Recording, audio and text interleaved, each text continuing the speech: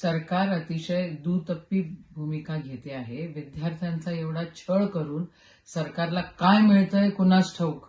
पण जर 7 महिन्यापासून पीएसआयच्या परीक्षेचं ही एमपीएससीच्या परीक्षेसाठी हे मंडळी तुमच्याकडे आले, तुम्हाला डिमांड केली, तुमच्याकडे त्या ठिकाणी फाईल मुख्यमंत्र्यांच्या टेबलावर आहे असं आम्हाला कळतं आहे.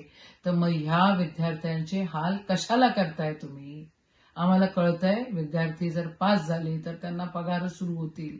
या सरकारकडे पैसे द्यायला नाहीयेत म्हणून विद्यार्थ्यांचे हाल हे करतायत आणि तिथं शेकडो करोडो लाखो अब्ज रुपये फुकट वाटतायत.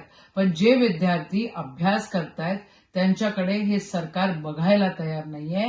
ही दुटप्पी भूमिका सरकारची आहे आणि या सरकारच्या भूमिकेचा आम्ही निषेध करतो.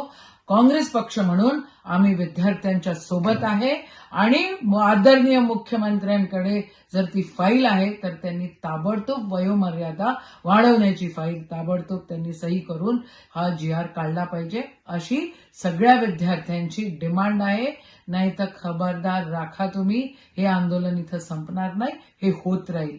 न्यायासाठी हे आंदोलन आहे आणि न्याय मिळाल्याशिवाय त्या ठिकाणी कोणीही गप्प बसणार नाही. जय हिंद, जय महाराष्ट्र.